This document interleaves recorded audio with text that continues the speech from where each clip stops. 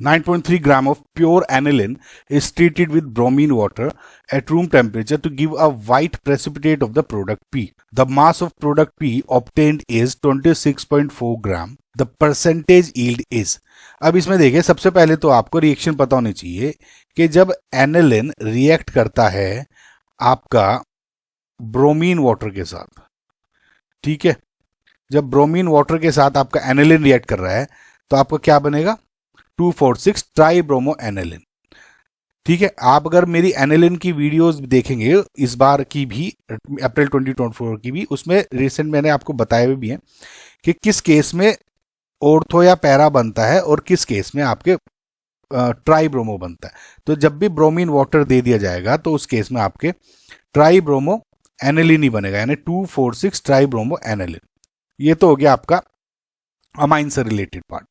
Now whether you know it कि ये white PPT होता है या नहीं होता, फिलहाल आप समझ ले कि ओके ये व्हाइट पीपीटी होता है फॉर योर नॉलेज।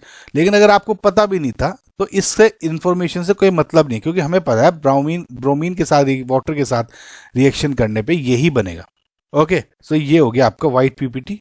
अगर आप इसको गौर से देखें कि 1 मोल एनिलिन ने 1 मोल 2,4,6 ट्राइब्रोमो एनिलिन बनाया, यानी 1 मोल एनिलिन इक्वल्स टू 1 मोल, मैं इसको पी लिख लेता हूं ना, शॉर्ट में पी बोला हुआ है।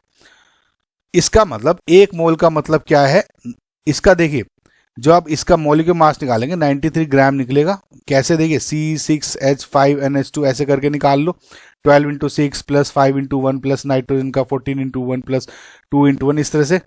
और सिमिलरली इसका निकाल लेंगे तो इसका 93 ग्राम बैठता है और इसका मैं डायरेक्ट बता रहा हूँ, है ना, 330 ग्राम्स। तो फादर टू कैलकुलेशन में टाइम बच जाएगा आपका।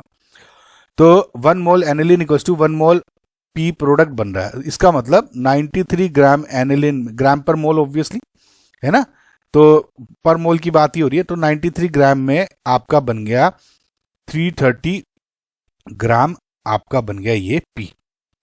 तो कहा है कि 9.3 ग्राम प्योर एनिलिन रिएक्ट कर रहा है। तो 9.3 ग्राम अगर एनिलिन रिएक्ट करता तो 330 डिवाइडेड बाय 93 इंटू 9.3 पी बनता ग्राम।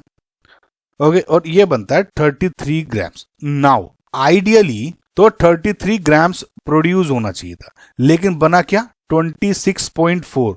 तो परसेंटेज यील्ड इसी की निकालनी है कि एक्चुअल में कितना बना, यानी कुछ वेस्टेज हुई होगी किसी वजह से।